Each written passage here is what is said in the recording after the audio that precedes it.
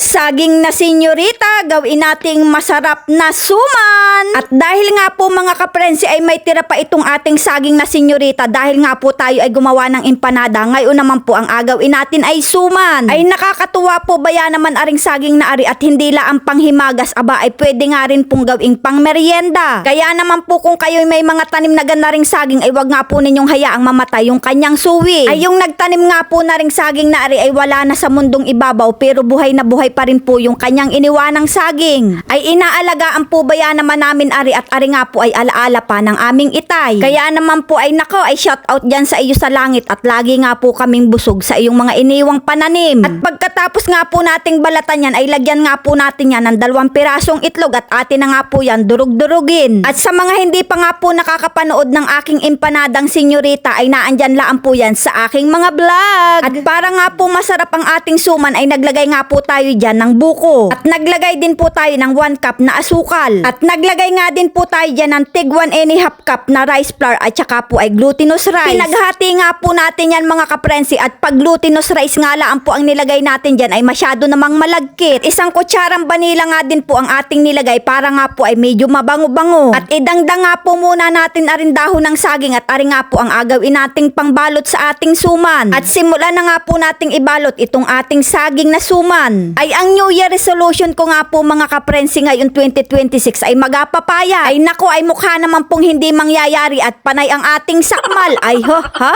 Ay pag po ba yan naman ay ako'y may makikitang maluluto, ay nako, ay hindi ko nga po yan inapalampas, at yan nga po ay aking alutuin. At napakasarap din po talaga sa pakiramdam na may mga nadidiscover tayo ding mga kakaibang luto. Kaya naman po ay sana ay marami tayong nai-inspired na mga nanay. Ari nga pong mga inapagluluto natin ay yung mga swaklaan talaga sa ating budget. Kung po baga ay pagkain laan po talaga ari ng mahihirap. Kaya nga po kung ikaw ay mayaman, abay i-skip mo na laan po aring bidyong ari. Ay iba naman po yung mayaman sa piling nagamayaman. At kung sino pa nga po yung nagapiling mayaman, ay siya pang napaka-arte. Ay naku po, Rode. Ay naku po, bato-bato sa langit, matamaan. Ay naku, ay di sa pool. Siya ay tayo'y magluto na laang na ring suman, at naku, ay baka tayo ay maaway pa. Pagkalipas nga po ng 35 minutes ay ayan, luto na nga po ang ating senyoritang suman. Ay ayan, sarap po man ding kaparis na rin. Ay ikaw ay stick up eh. At masarap nga din po aring inakain, ay mainit-init pa. At ayan nga po, napakaganda ng pagkakaluto natin sa ating senyoritang suman. Kaya naman mga kaprensi, ano pang inaintay natin dyan? Sakmala na!